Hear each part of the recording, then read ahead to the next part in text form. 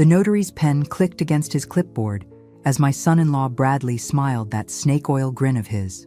"We've just sold this house," he announced, gesturing around my living room like he was displaying a prize on a game show. "You're going to a nursing home." I set down my coffee cup with the steady hand of someone who'd been expecting this moment for months. "Where are you watching from today? Drop your location in the comments below and hit that like and subscribe button.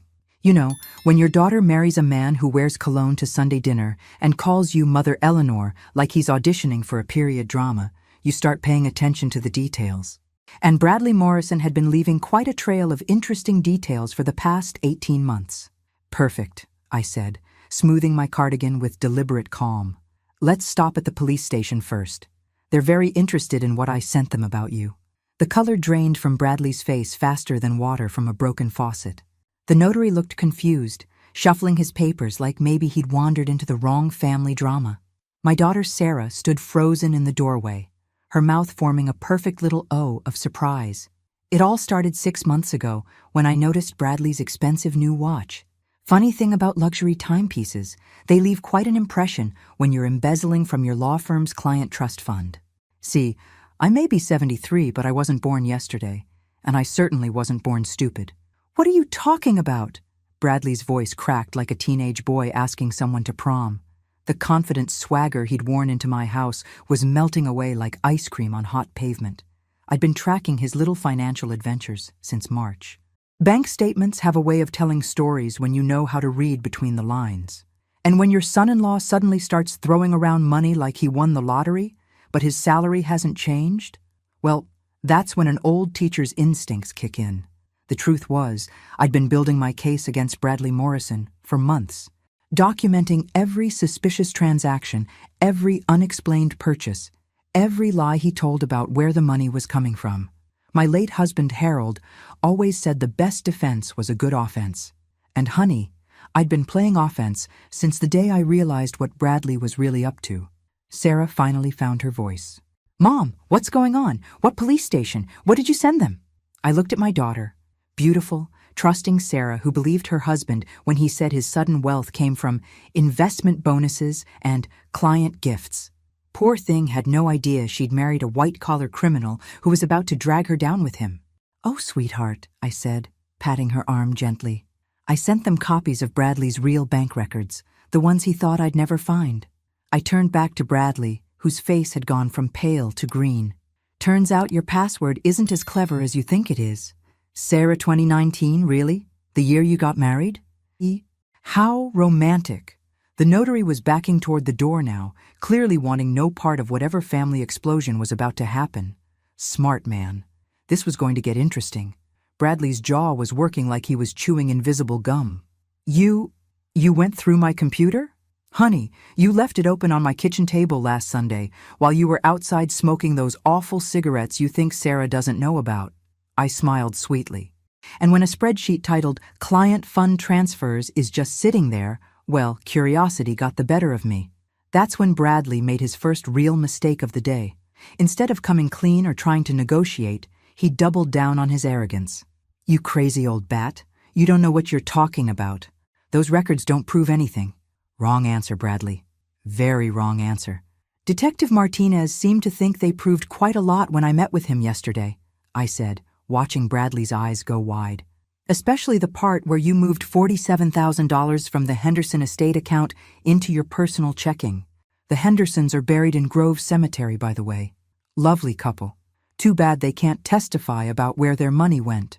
The silence in my living room was so thick you could cut it with a knife.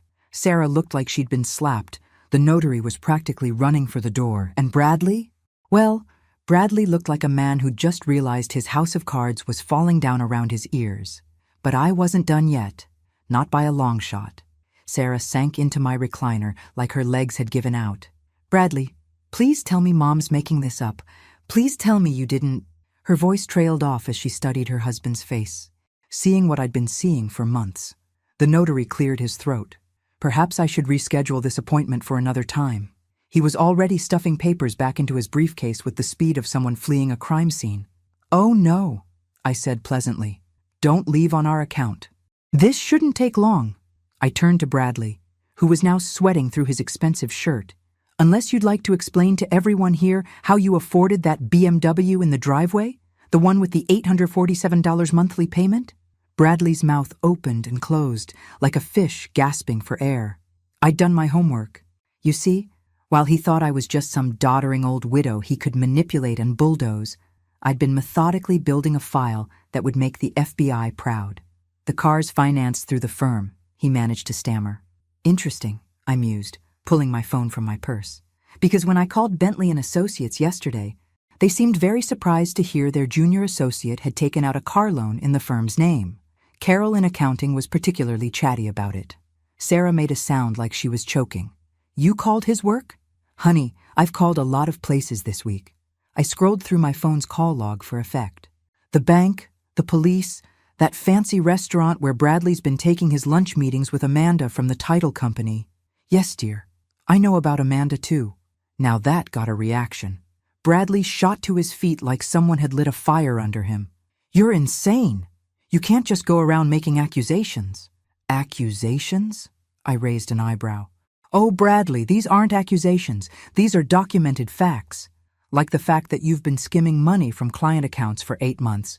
Or the fact that you've been meeting Amanda at the Marriott every Tuesday for the past 2 months. Room 247, if anyone's keeping track. Sarah's face went white as a ghost. The poor girl was just now realizing that her perfect marriage was built on lies, and her husband was a cheating thief. Sometimes the truth hits like a freight train, and sometimes it hits like a sledgehammer to the chest. How? Bradley started, then stopped himself before he could finish incriminating himself further. How did I know? I smiled that sweet grandmother smile I'd perfected over the years. Honey, you underestimated the wrong old lady. See, when you've been a high school principal for 35 years, you develop certain skills. Kids think they're sneaky, but adults? Adults are just kids with credit cards and bigger lies. The truth was, I'd hired a private investigator. Harold's life insurance money had to be good for something, and watching Bradley squirm was worth every penny I'd paid Detective Ray Kowalski. Ray was retired police, built like a linebacker, and had a particular talent for following cheating husbands without being noticed. Mom, Sarah whispered, tears starting to stream down her face. How long have you known? About the stealing? 3 months? About Amanda? 6 weeks. I sat back down on my sofa, suddenly feeling every one of my 73 years. I kept hoping I was wrong, sweetheart. I kept hoping your husband would prove me wrong. Bradley was pacing now, his hands shaking as he ran them through his hair. This is all circumstantial. You can't prove anything. Oh, Bradley. I shook my head sadly. I really wish you'd stop talking. Every word is just making this worse for yourself. That's when I pulled out the ace I'd been saving. From my purse, I withdrew a small recording device and set it on the coffee table. Bradley stared at it like I'd just produced a live snake. This little gadget has been recording our conversation since you walked in here with your notary friend. I patted the device affectionately. Detective Martinez suggested I might want to document any threats or attempts at elder abuse. Trying to force me out of my home certainly qualifies, don't you think? The notary was definitely leaving now, mumbling something about coming back later as he rushed for the door. Smart man. What was about to happen wasn't going to be pretty. Bradley lunged for the recording device, but I was quicker than he expected. Amazing how fast you can move when you've been planning for exactly this moment. I wouldn't, I said calmly, my hand covering the device. Detective Martinez is expecting my call in exactly 15 minutes. If he doesn't hear from me, he's instructed to send a patrol car to check on my welfare. Sarah was crying harder now, her whole world crashing down around her. My heart broke for her, but sometimes you have to tear down the lie before you can build something real. Bradley, I said gently, you have exactly one chance to do the right thing here. Come clean to Sarah, cooperate with the police, and maybe we can all figure out how to fix this mess. But Bradley Morrison had never been the type to do the right thing, and he was about to prove that in spectacular fashion. Bradley's face twisted into something ugly, the charming mask finally slipping completely. You think you're so smart, don't you, Eleanor? Sitting here in your little house playing detective. He stepped closer, and I could smell the desperation on him like cheap cologne. Smart enough, I replied evenly, keeping my hand firmly on the recording device. Sarah stood up, wiping her tears with the back of her hand. Bradley, just tell me the truth. Please, is what she's saying real? For a moment I thought he might actually come clean. His shoulders sagged, and he looked at Sarah with something that might have been genuine regret. But then his phone buzzed, and when he glanced at it, his expression hardened again. This is all lies, he said firmly. Your mother's been trying to break us up since our wedding. She's never liked me, and now she's making up stories because she can't stand that we're happy. I actually laughed. Couldn't help myself. Oh, honey, if I wanted to make up stories about you, I'd have come up with something far more creative than embezzlement and adultery. Those are so common, they're practically boring. Sarah looked between us like she was watching a tennis match, trying to figure out where the truth lay. Poor thing. 3 years of marriage to a liar will mess with your ability to trust your own instincts. Prove it, Bradley said suddenly. If you have all this evidence, prove it right now. Gladly. I reached into my purse again and pulled out a manila folder that was thick with papers. Let's start with your bank statements. Shall we? The ones from your personal account that show deposits that don't match your salary. I spread the papers across my coffee table like I was dealing cards. March 15th, $3,200 deposit. March 22nd, $4,800. March 29th, $12,900. I looked up at Sarah. Your husband makes $3,200 a month after taxes. Sweetheart, where do you suppose this extra money came from? Bradley made another grab for the papers, but I'd positioned myself strategically. 73 doesn't mean helpless, especially when you've had months to plan for this confrontation. Those are private financial records, he shouted. You can't just... Actually, I can. I smiled sweetly. See, when you use your wife's name as a reference on your bank applications and your wife gives her mother permission to access those records, well, let's just say the bank was very helpful. Sarah's eyes widened. I never gave you permission to... Check your email from last Tuesday. Dear, I sent you a request. You replied, Sure, Mom, whatever you need. Apparently, you didn't read the fine print. I shrugged. To be fair, you were dealing with that nasty flu at the time. The look on Bradley's face was priceless. He was beginning to realize that he'd been outmaneuvered by someone he'd consistently underestimated. It's a beautiful thing, watching an arrogant man discover he's not nearly as smart as he thinks he is. Now, I continued, shuffling through the papers, let's talk about your lunch receipts from Romano's restaurant. 7 times in the past 2 months, always on Tuesdays, always for 2 people. Always charged to your personal credit card. Funny thing is, Sarah's been working Tuesday lunch shifts at the clinic for the past 6 months. Sarah's hand flew to her throat. You've been going to Romano's? But you said you hated that place. You said it was pretentious and overpriced. Apparently, it's perfect for impressing title company employees named Amanda, I added helpfully. That's when Bradley finally snapped. You vindictive old witch! You're destroying my marriage because you can't stand that Sarah chose me over you. I set down the papers and looked at him with the same expression I'd used on countless teenagers who thought they could intimidate their way out of trouble. Bradley Morrison, I've dealt with bullies for 35 years. You're not even in the top 10. My phone rang then. Perfect timing, really. I glanced at the screen and smiled. Oh, that's Detective Martinez now. Right on schedule. Bradley's face went from red to white so fast I thought he might faint. Sarah looked like she was about to throw up, and honestly, I couldn't blame her. Learning that your husband is a criminal and a cheater in the span of 20 minutes would be rough on anyone. Should I answer it?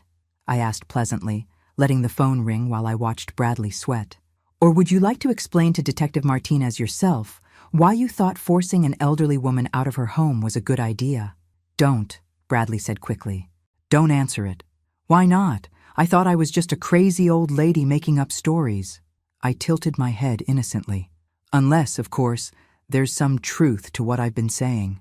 The phone stopped ringing, then immediately started again. Detective Martinez was persistent, which was one of the things I liked about him. Tick-tock, Bradley, I said softly. He's going to keep calling until I answer. And if I don't answer soon, well, like I said, he has instructions.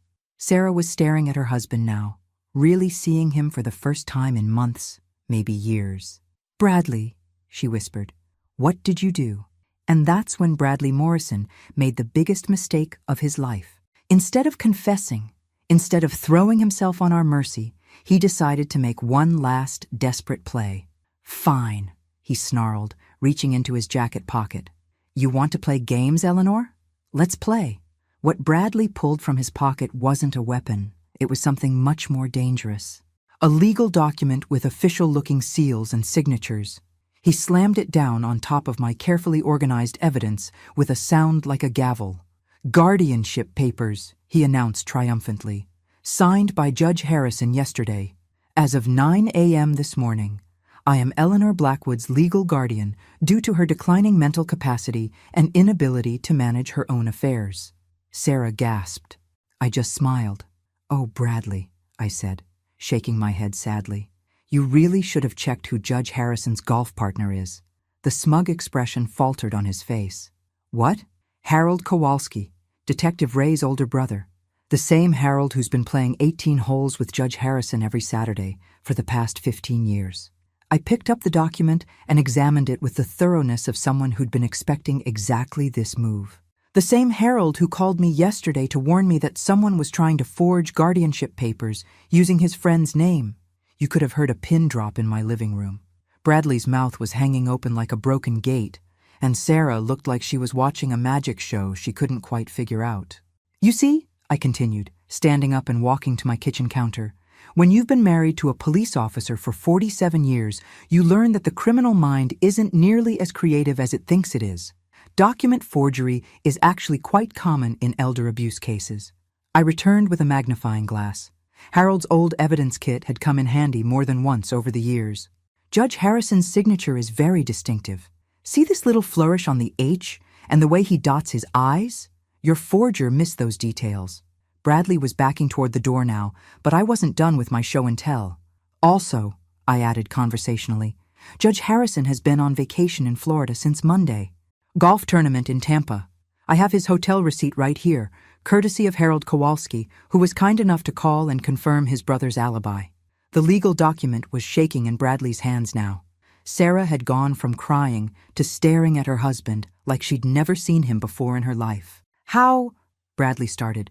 How did I know you'd try the guardianship scam? I settled back into my chair like a cat who'd just caught a very large mouse. Because Ray Kowalski told me it's the most common next step when financial elder abuse gets discovered. Discredit the victim, question their mental capacity, take legal control of their assets. My phone started ringing again. This time I answered it on the first ring. Hello, Detective Martinez. Yes, he's here. Yes, he brought the fake papers just like you predicted. I listened for a moment, nodding. Of course. We'll wait right here. I hung up and looked at Bradley with something approaching pity. Detective Martinez will be here in about 10 minutes. He's bringing a handwriting expert and a warrant. That's when Sarah finally found her voice. Bradley, please tell me you didn't forge legal documents. Please tell me this is all some terrible misunderstanding. Bradley was sweating through his shirt now, perspiration beading on his forehead like he was standing under stage lights. Sarah, baby, you have to understand.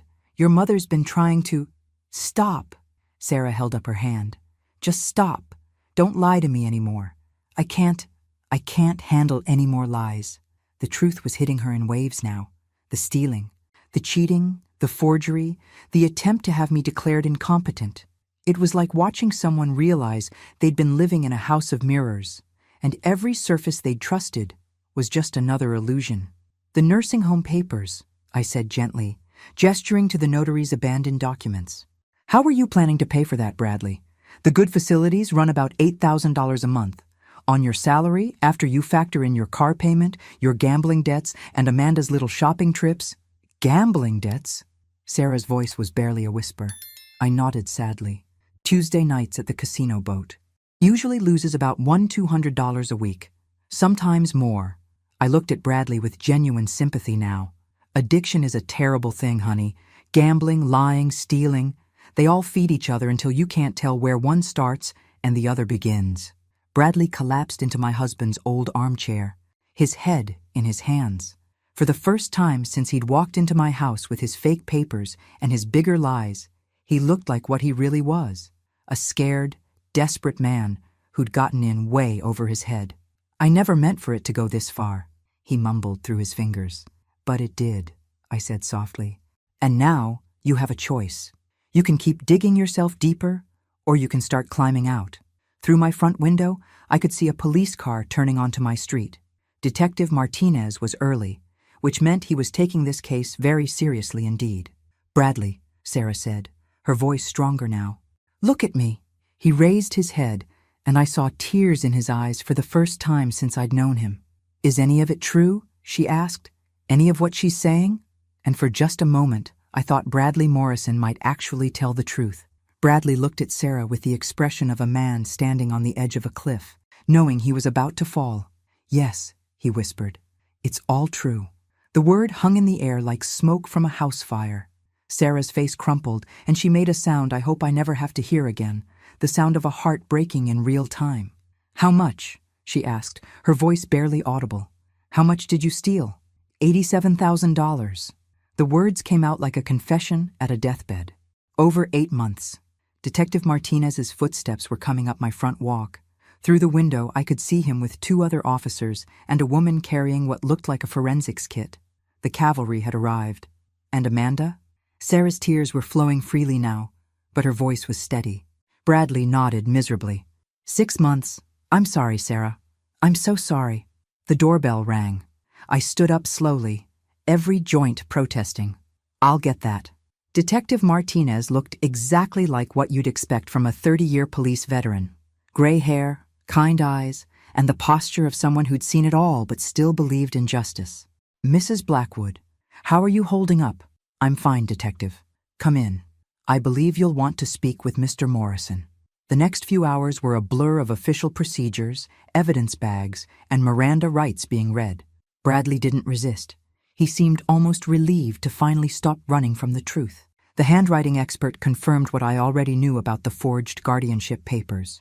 The forensics team found enough evidence on Bradley's laptop to put him away for a very long time. Sarah sat on my couch through it all, staring at nothing, occasionally wiping tears from her cheeks. My heart ached for her. She was 32 years old, and her entire life had just imploded. "Mrs. Morrison," Detective Martinez said gently, "you should know that as far as we can determine, you had no knowledge of your husband's activities. You're not in any legal trouble." Sarah nodded numbly. "What happens now? Your husband will likely plead guilty to embezzlement, fraud, and forgery charges. He's looking at 5 to 7 years, probably serve 3 with good behavior." After they took Bradley away in handcuffs, a sight I wish Sarah hadn't had to see, Detective Martinez lingered to tie up loose ends. "Mrs. Blackwood, I have to ask, how did you figure it all out?" Most people would have missed the signs completely. I poured him a cup of coffee and settled into my chair. "Detective, when you live with a police officer for 47 years, you learn to notice when things don't add up. Harold always said the truth has a weight to it that lies can't match. But the investigation, the evidence gathering, that was professional level work." I smiled. I had a good teacher, and I had help. I pulled out a business card and handed it to him. "Ray Kowalski, retired detective, private investigator. Harold's old partner." Martinez grinned. Ray Kowalski trained half the force. I should have known. After the detective left, it was just Sarah and me in my suddenly quiet house. She was still sitting on the couch, staring at the spot where her husband had confessed to destroying their marriage and their future. "I don't know what to do," she said finally. I sat down beside her and took her hand. "You start over, sweetheart, one day at a time." "Where? How? The house is in both our names. His debts. Oh God, his debts. Am I responsible for what he stole? The stolen money isn't your debt, but the credit cards, the car loan, the mortgage, those you'll need to deal with. But Sarah, you're young, you're smart, you have a good job. You'll be okay." She leaned against me then, like she used to when she was little, and the world felt too big and scary. "I'm so embarrassed, Mom. How did I not see it? How did I not know?" "Because love makes us want to believe the best in people. That's not a flaw, sweetheart. That's what makes you human." We sat in silence for a while, holding each other, while the reality of the day settled around us like dust after a storm. "Mom," Sarah said eventually, "can I ask you something?" "Anything. Why didn't you just tell me? Why did you wait for him to come here with those papers?" I considered my answer carefully. "Because you wouldn't have believed me if I'd just accused him. You loved him, trusted him. You needed to see for yourself who he really was. So you let him try to force you out of your home?" "Honey, I knew he was going to try something desperate when the police started closing in. Ray and Detective Martinez set up the whole thing. We wanted Bradley to incriminate himself completely, leave no room for doubt. Sarah pulled back to look at me. You were never in any real danger? There were 3 unmarked cars on this street, and Detective Martinez was listening to everything through my phone. If things had gone bad, help was 30 seconds away. But what if he'd had a gun? What if he'd hurt you? I patted her hand. Sarah, your husband was a coward and a liar, but he wasn't violent. Men like Bradley take the easy way out. They steal, they cheat, they forge documents. They don't usually resort to physical violence unless they're cornered with no other options. Usually, Ray Kowalski has been watching him for 3 months. We knew his patterns, his limitations, his psychology. Today went exactly as we expected it would. Sarah shook her head in amazement. I married a criminal and didn't know it. You figured it out in 6 months. You married someone you thought you knew. He turned into a criminal gradually, making one bad choice after another. There's a difference. As the sun set through my living room windows, we began making plans for Sarah's future. She would stay with me temporarily while she sorted out the legal and financial mess Bradley had left behind. She would change her name back to Blackwood. She would rebuild her life from the ground up. But first, there was one more surprise waiting for us both. 3 days after Bradley's arrest, Sarah was in my kitchen making pancakes when someone knocked on my front door. Not the doorbell, an actual knock, soft and hesitant. Through the window, I could see a young woman about Sarah's age, holding the hand of a little boy who couldn't have been more than 4 years old. The woman looked nervous, constantly glancing over her shoulder like she was afraid someone might be following her. Mrs. Blackwood, she said when I opened the door. I'm Amanda Chen. I think we need to talk. Sarah appeared behind me, still holding a spatula.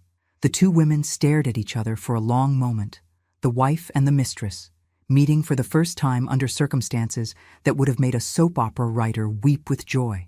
This is Tyler, Amanda said, gently nudging the little boy forward. Bradley's son. I felt Sarah go rigid beside me.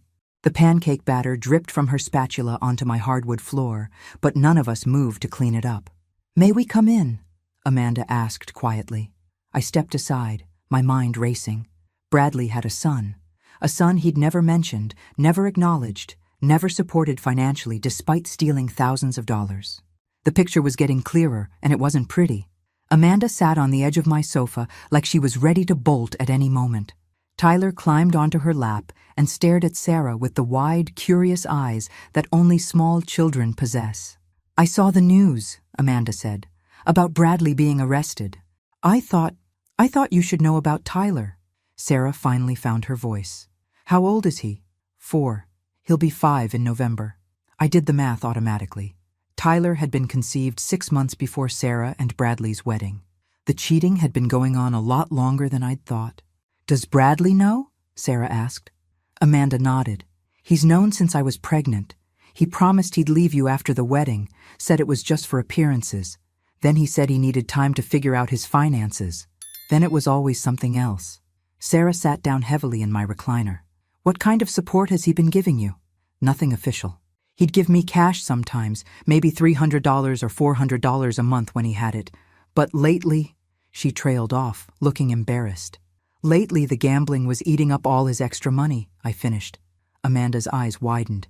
You know about the gambling?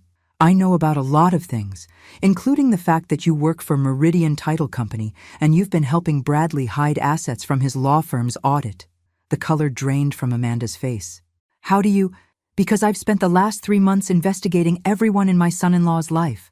The question is, Amanda, are you here because you're worried about Tyler or because you're worried about going to jail? Tyler was getting restless, squirming in his mother's lap and looking around my living room with the natural curiosity of a 4-year-old. He spotted the photo of Harold in his police uniform on the mantelpiece and pointed at it. Police, he said proudly, like he was showing off his vocabulary. That's right, I said gently. That was my husband. He was a police officer for 30 years. Tyler scrambled down from his mother's lap and walked over to examine the photo more closely. My daddy's in trouble with the police, he announced matter-of-factly. The simple innocence of that statement hit both Sarah and Amanda like a slap. Here was a 4-year-old boy whose father was a criminal, whose mother was potentially complicit in financial fraud, whose existence had just blown up another family's life. "Tyler," Amanda said sharply, "come back here."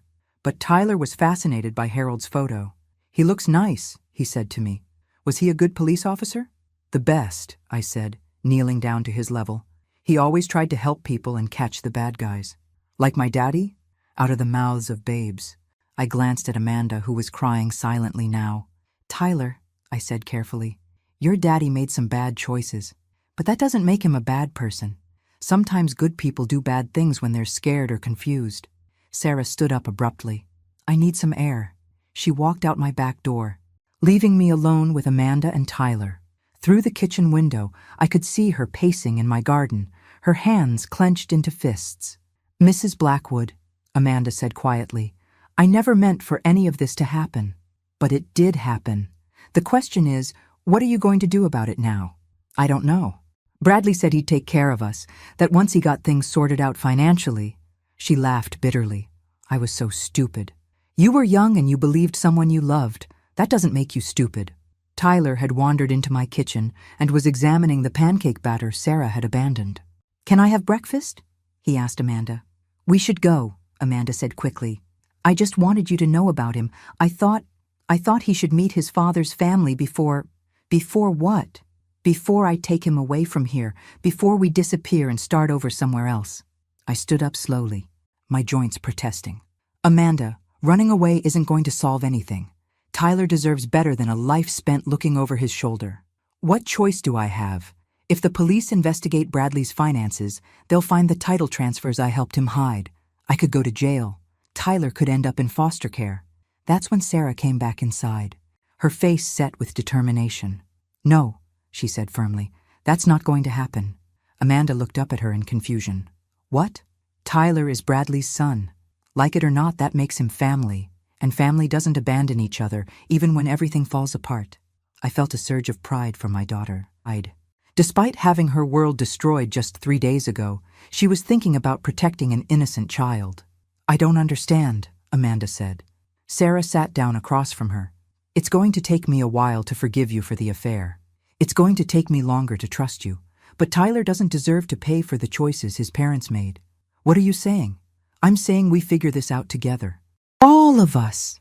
And that's when my quiet little house became the center of something I never could have predicted. By the time Detective Martinez arrived at my house the next morning, we'd turned my living room into a war room. Amanda had brought all the documents she could find related to her work with Bradley. Sarah had printed out every financial statement she could access, and I'd organized everything into neat piles across my coffee table. Tyler was in my kitchen, eating cereal and watching cartoons on my old tablet, blissfully unaware that the adults were trying to keep his mother out of federal prison. "Mrs. Chen," Detective Martinez said after I'd made introductions, "I understand you have information about Bradley Morrison's asset concealment?" Amanda nodded nervously. She'd barely slept, and it showed in the dark circles under her eyes and the way her hands shook when she reached for her coffee cup. "I need you to understand," Martinez continued. "Anything you tell me can and will be used in court. You have the right to an attorney before we proceed." "I can't afford an attorney," Amanda said quietly. "Actually, you can," Sarah said, sliding a business card across the table. "I called my divorce lawyer this morning, Jennifer Walsh. She's agreed to represent you pro bono." Amanda stared at the card like it might bite her. "Why would you help me?" "Because Tyler needs his mother, and his mother needs legal protection." Martinez settled back in my husband's chair and pulled out his digital recorder. "Ms. Chen, let's start with your relationship with Mr. Morrison and how it evolved into a business arrangement." For the next 2 hours, Amanda laid out the whole sordid story. It had started as an affair, yes, but Bradley had quickly realized that Amanda's position at the title company gave him access to real estate transactions throughout the county. He'd convinced her that they were just bending the rules to help clients avoid unnecessary taxes and fees. "He told me it was all legal," Amanda said, her voice getting smaller with each revelation. "He said lawyers did things like this all the time." "What exactly did you do for him?" Martinez asked. "Property transfers, mostly. He'd have clients sign ownership papers, but instead of recording them immediately, I'd hold them for months. During that time, Bradley would, I don't know what he called it, some kind of financial arrangement where he could use the properties as collateral. Sarah looked confused. I don't understand. I'd been following along, and the picture wasn't pretty. He was using clients' real estate as collateral for loans, but the clients didn't know it because the transfers weren't recorded yet. He was essentially stealing equity from properties he didn't own. Martinez nodded grimly. It's a form of mortgage fraud, very sophisticated, very illegal, and very federal. Amanda was crying now. I swear I didn't understand what we were doing. He made it sound like paperwork technicalities. How many properties? Martinez asked. 17, maybe 18. Amanda pulled out a notebook with shaking hands. I wrote everything down. Dates, amounts, client names. The detective took the notebook and flipped through it, his expression getting darker with each page. Ms. Chen, you realize this represents over $2 million in fraudulent transactions. Amanda went white. Sarah reached over and took her hand. What kind of sentence would she be looking at? Sarah asked. For her level of involvement? Without cooperation, probably 10 to 15 years. With full cooperation and victim restitution? Martinez shrugged. Maybe 3 to 5, possibly house arrest if she has no prior record and a dependent child. Tyler chose that moment to wander in from the kitchen, his face smeared with cereal milk. Mommy, why are you crying? Amanda wiped her eyes quickly. I'm okay, baby. Just talking to some nice people. Tyler climbed onto my lap with the casual confidence of a child who'd decided I was safe. Are you going to help my mommy?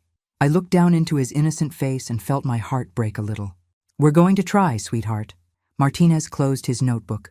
Ms. Chen, I strongly recommend you take the cooperation agreement. Full disclosure, complete testimony, and assistance in recovering the stolen funds. In return, the prosecutor will recommend the minimum sentence and supervised release. What about Tyler? Amanda asked.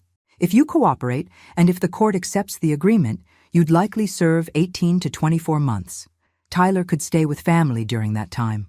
Amanda looked around my living room desperately. I don't have family. My parents died when I was 20. Bradley was all I had. No, Sarah said firmly. He wasn't. Amanda looked at her in confusion. Tyler could stay with us, Sarah continued. With me and Mom. Temporarily. Until you get out. I felt Tyler's small body relax against me. Even at 4 years old, he understood enough to know the adults were talking about his future. You'd do that? Amanda whispered.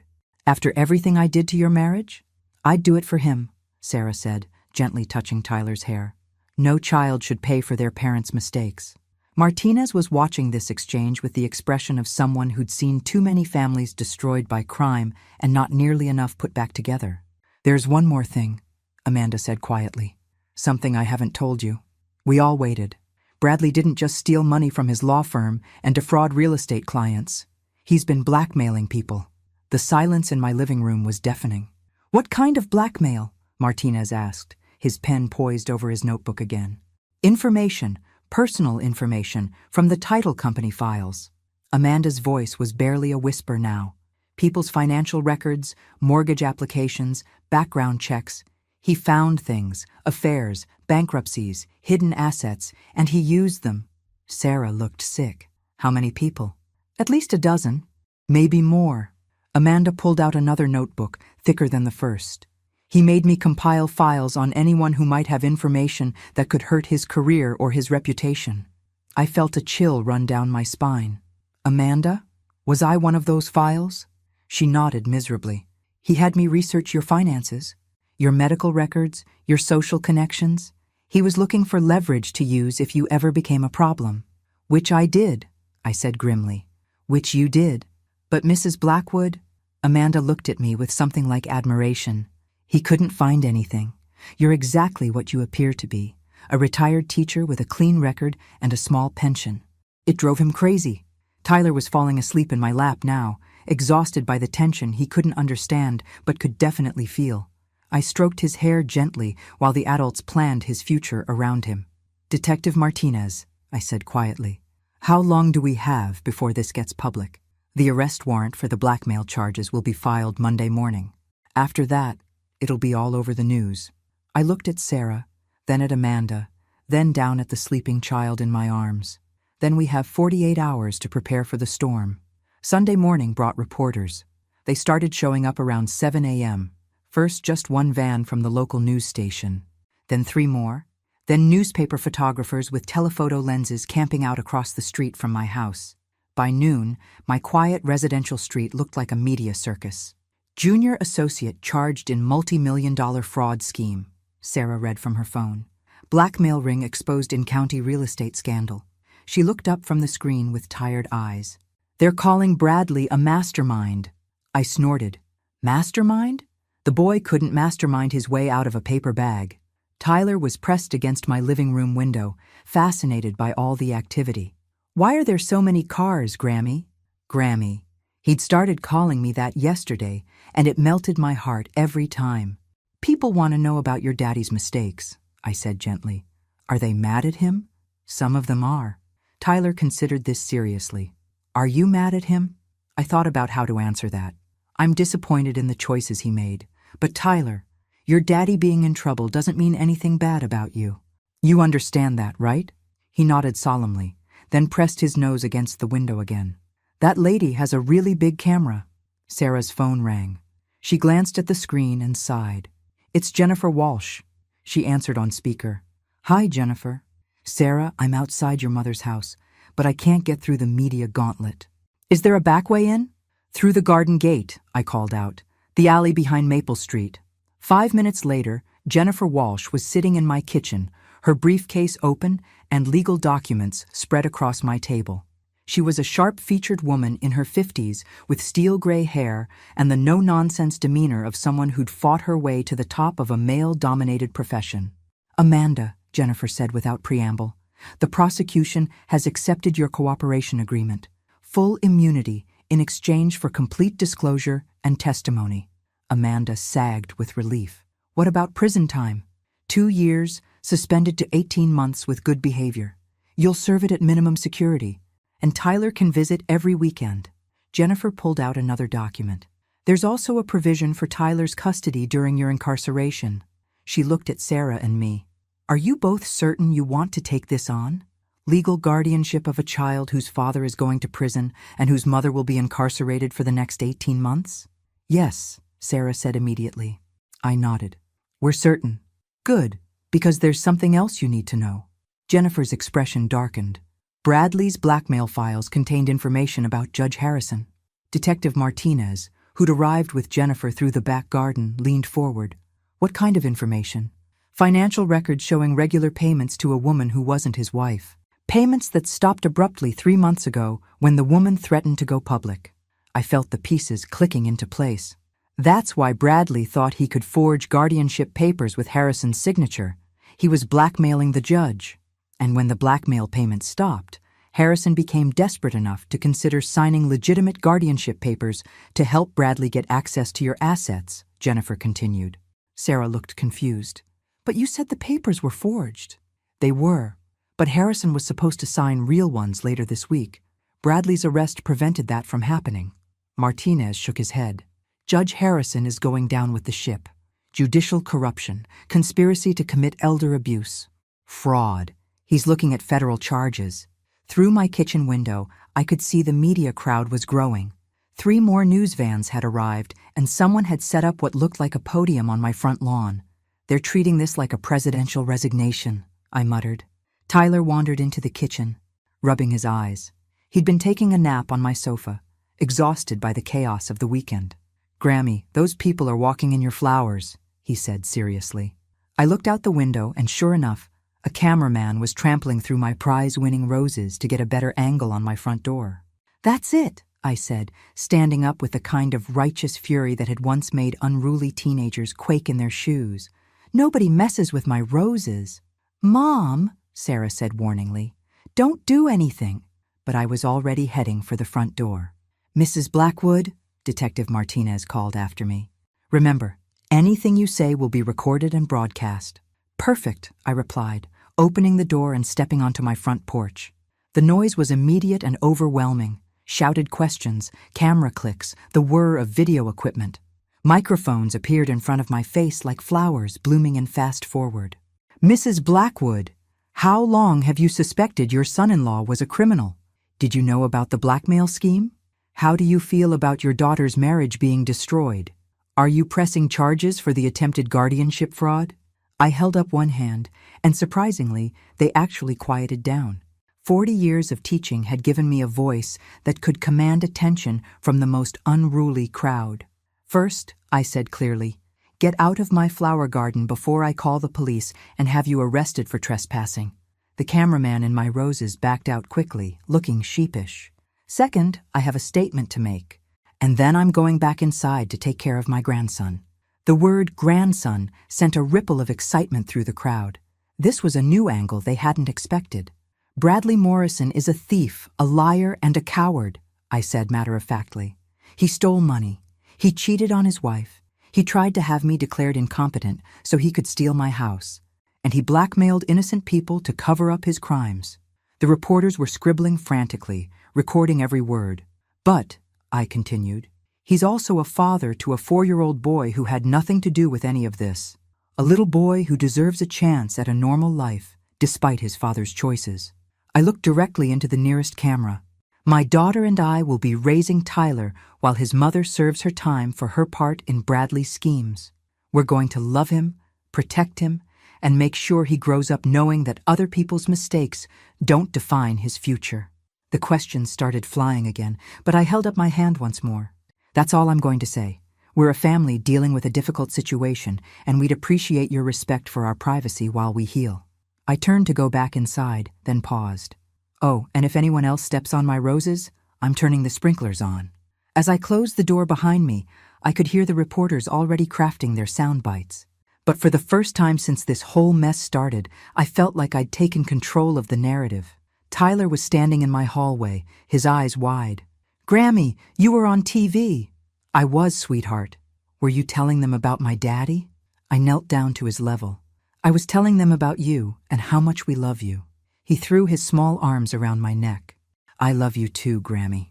And in that moment, despite everything that had happened, despite all the pain and betrayal and legal complications still to come, I knew we were going to be just fine. 3 months later, I was standing in my kitchen making Tyler's lunch when Detective Martinez called with news that changed everything. Mrs. Blackwood, we found the money. I nearly dropped the peanut butter jar. All of it? Most of it. Bradley had been hiding it in offshore accounts under his mother's maiden name. We recovered about $1.2 million of the $1.4 million he stole. I sank into my kitchen chair, overwhelmed. The victims would get their money back. The real estate fraud victims would get compensation. Justice was finally being served in full. There's more, Martinez continued. Bradley's cooperation has been exceptional. He's provided evidence that's helping us prosecute a much larger fraud ring operating throughout 3 counties. What does that mean for his sentence? Probably reduced from 7 years to 4. He could be out in 2.5 with good behavior. I looked across my kitchen to where Tyler was coloring at the table, his tongue sticking out slightly in concentration as he worked on a picture of our house. In 2.5 years, he'd be almost 7, old enough to have real conversations about his father's choices and their consequences. How's Amanda doing? Martinez asked. Better than expected. The minimum security facility has been good for her. She's taking online courses, learning bookkeeping. Legitimate bookkeeping this time. Tyler and I visit every weekend. And your daughter? I glanced toward the living room, where Sarah was on a work call.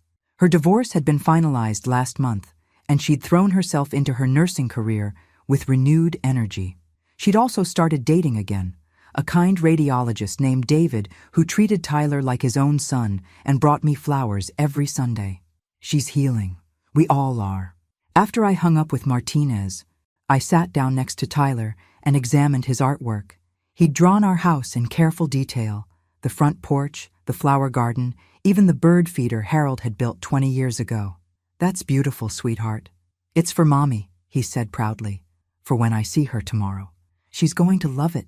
Tyler had adapted to our unconventional family situation with the resilience that children possess. He understood that his daddy had made mistakes and was learning to do better. He understood that his mommy was away, but would come home eventually. Most importantly, he understood that he was loved and safe. Grammy, Tyler said, not looking up from his coloring, when Daddy gets out of timeout, Will he come live with us too? I considered my answer carefully. Tyler had started calling prison time out after I'd explained that sometimes when adults make very bad choices, they have to go away to think about what they did wrong. That depends on a lot of things, sweetheart. Your daddy will need to find a place to live and a new job when his time out is over, and he'll need to prove that he's learned from his mistakes. But he could visit, if he wants to, and if the grown-ups think it's safe and good for you. Tyler nodded seriously and went back to his coloring.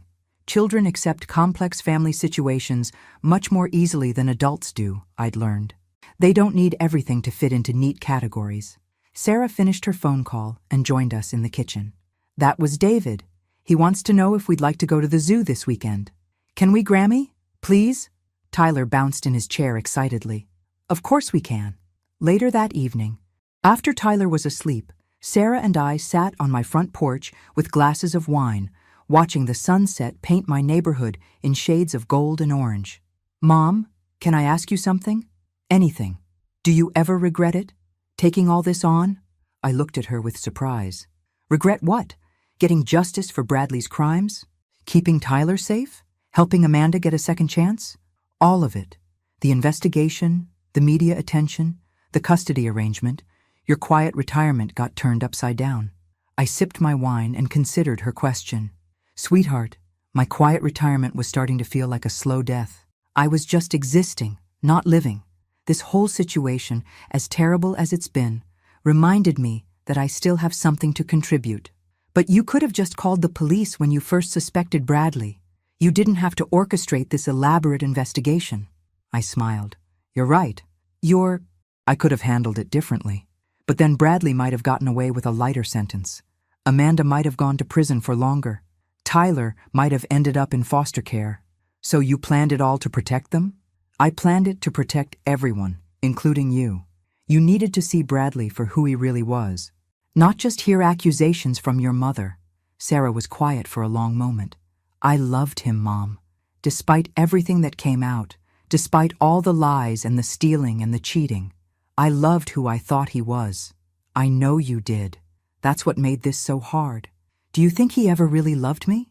It was the question she'd been carrying for months, the one that hurt more than all the financial betrayal and legal complications combined.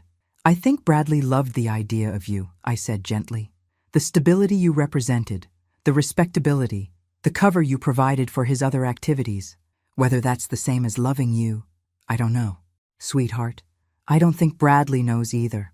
Through my kitchen window, I could see Tyler's nightlight glowing in the spare bedroom that had become his room. We'd painted it blue and filled it with books and toys and all the things a little boy needs to feel safe and loved. Mom, Sarah said quietly, thank you. For what? For fighting for us. For all of us. Even when we didn't know we needed fighting for. I reached over and squeezed her hand. That's what mothers do, sweetheart. We fight the battles our children can't fight for themselves. And what about Tyler? He's not technically your grandchild. I looked at her in mock horror. Sarah Elizabeth Blackwood, don't you ever say that again. That little boy calls me Grammy, sleeps under my roof and eats my cooking every day. Biology doesn't make family. Love does. We sat in comfortable silence as the streetlights began to flicker on and my neighbors settled into their evening routines. My quiet street had returned to normal after the media circus of Bradley's arrest and trial. The reporters had moved on to other scandals, other stories, other people's pain. But we remained, 3 generations of an unconventional family, held together by love and determination and the simple belief that everyone deserves a second chance. Mom, Sarah said eventually, I have something to tell you. What's that? David proposed. I nearly spilled my wine. Sarah, when? How? Why didn't you tell me immediately? She laughed at my reaction. He proposed an hour ago on the phone. He said he couldn't wait until this weekend to ask. And? I said yes. I hugged her tightly, my heart swelling with joy and relief. My daughter deserved happiness after everything she'd been through. There's one condition, though, Sarah continued. What's that? He wants to adopt Tyler after we're married. If Amanda agrees, of course. He wants us to be a real family.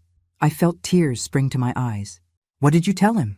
I told him we already are a real family, but I'd love to make it official. As if summoned by our conversation, Tyler appeared in my kitchen window, rubbing sleepy eyes and looking for his Grammy. I waved at him and held up one finger, indicating I'd be right in. "I better get him back to bed," I said, standing up. "Mom," Sarah called as I reached the door. "I love you. I love you too, sweetheart. Both of you." But as I tucked Tyler back into bed and listened to him whisper his prayers, I couldn't shake the feeling that our story wasn't quite finished yet. There was still one more surprise waiting for us. The surprise came in the form of a letter that arrived on a Tuesday morning exactly 1 year after Bradley's arrest. I was making Tyler breakfast when the doorbell rang, and instead of a delivery person or neighbor, I found a well-dressed woman I didn't recognize holding an official-looking envelope. "Mrs. Eleanor Blackwood?" "Yes. I'm Catherine Mills from the State Bar Association. I have something that belongs to you." She handed me the envelope, which was thick and heavy, sealed with an official stamp. "Mr. Morrison asked that this be delivered to you personally." After she left, I sat at my kitchen table and opened it with Tyler, watching curiously from his booster seat. "What is it, Grammy?" "I'm not sure yet, sweetheart." Inside was a handwritten letter from Bradley, along with what appeared to be legal documents. The letter was 3 pages long, written in the careful script of someone who'd had plenty of time to think about every word. "Dear Eleanor, I know you have no reason to trust anything I say, but I hope you'll read this through to the end. I've spent the last year in prison thinking about everything that happened, and there are things you deserve to know. First, I want to apologize, not just for the financial crimes or the attempt to have you declared incompetent, but for underestimating you so completely. You outplayed me at every turn, and honestly, it was masterful. My cellmate says I got beaten by a grandma with a grudge, but that's not what happened. I got beaten by someone who was smarter, more prepared, and more determined to protect her family than I was to exploit them." I paused in my reading. Tyler was finishing his cereal, humming to himself, blissfully unaware that his father was finally taking responsibility for his actions. The real reason I'm writing is to tell you about something I discovered while cooperating with the federal investigation. Remember Judge Harrison, who I was blackmailing? It turns out he wasn't the only corrupt judge in the county system. There's been a network of judges, lawyers, and court officials taking bribes and fixing cases for years. Real estate fraud, custody battles, estate probate cases. They've been manipulating the system for their own profit. My blackmail scheme accidentally exposed the tip of a much larger iceberg. The FBI is using my information to build cases against 14 different officials. The corruption goes back at least 8 years, maybe longer. Hundreds of families have been affected. Estates stolen, custody unfairly awarded, property illegally transferred. I felt a chill run down my spine. The implications were staggering. But here's the thing, Eleanor. There's a reward. A substantial federal reward for information leading to the conviction of organized corruption in the judicial system. The FBI estimates that my cooperation will result in the recovery of over $8 million in stolen assets. The reward is $750,000, and I've instructed them to give it to you. I set the letter down, my hands shaking slightly. $750,000, enough to secure Tyler's future, pay for college, set up trust funds, ensure that Amanda had the resources she needed to rebuild her life. I know you're probably suspicious of this offer, wondering what the catch is. There isn't one. I can't receive the money while I'm incarcerated, and even if I could, I owe over $300,000 in restitution. This money would just go to lawyers and creditors. More importantly, you're the one who started the investigation that led to all these discoveries. If you hadn't been smart enough to document my crimes and patient enough to build a bulletproof case against me, none of this corruption would have been exposed. The attached documents are the paperwork transferring my rights to the reward. You'll need to submit them to Agent Patricia Hendricks at the FBI field office in Richmond. I want Tyler to have a future that isn't defined by my failures. I want Sarah to know that some good came from all this pain. And I want you to know that even though I fought you every step of the way, I respect the hell out of what you accomplished. Tell Tyler that his daddy is learning to be a better person. Tell him that the mistakes I made don't have anything to do with how much I love him. Thank you for taking care of my son. Thank you for not giving up on Amanda when it would have been easier to walk away.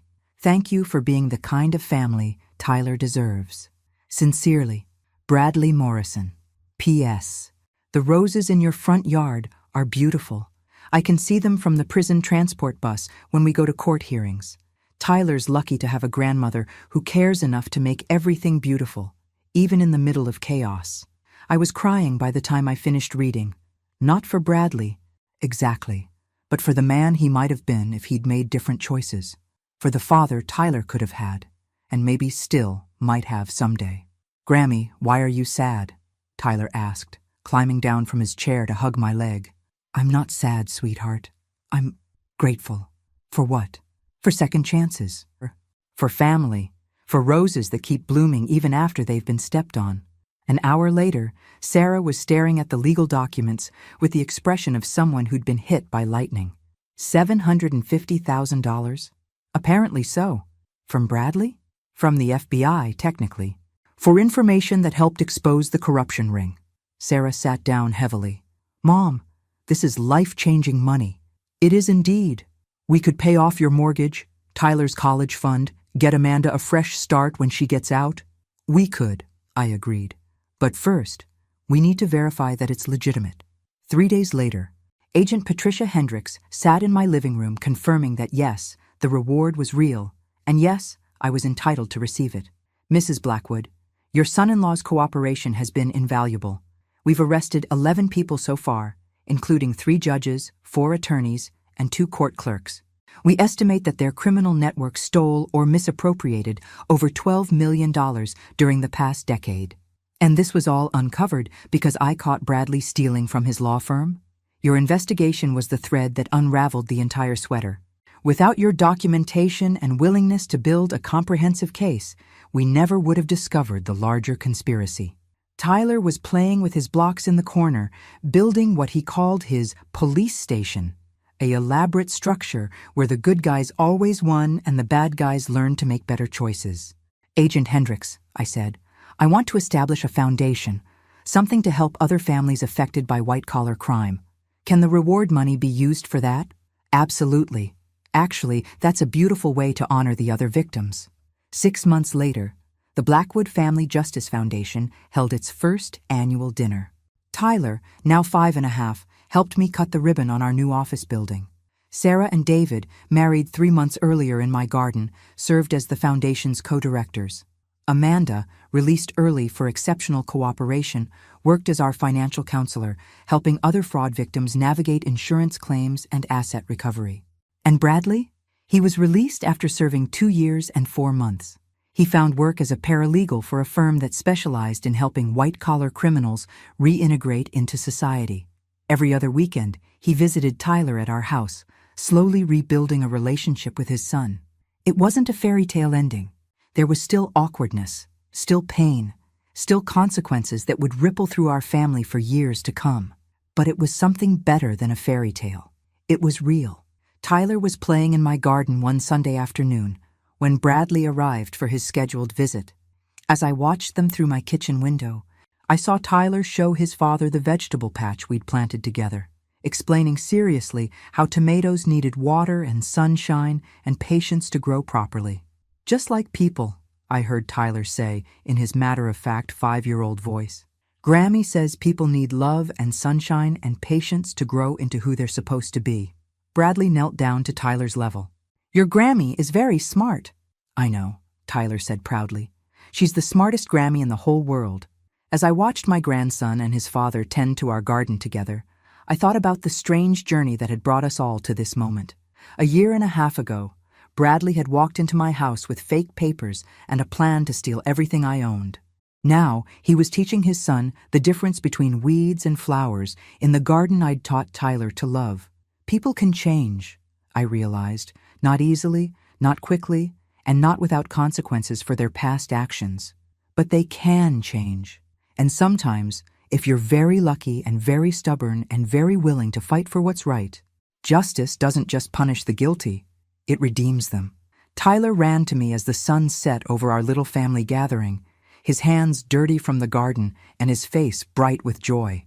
"Grammy, look what Daddy and I planted." "What's that, sweetheart?" "Sunflowers. They're going to be taller than the house." I hugged him tight, breathing in the scent of dirt and growing things and hope. "I can't wait to see them bloom, Tyler." They'll be beautiful, he said confidently, because we're going to take really good care of them. Yes, we are, I agreed. Yes, we are. And in my heart, I knew that everything we'd planted, the flowers, the family, the foundation, the forgiveness, would grow into something more beautiful than we could possibly imagine. Because that's what happens when you tend to things with love and patience, and the absolute certainty that tomorrow can be better than today. Thanks for listening. Don't forget to subscribe and feel free to share your story in the comments. Your voice matters.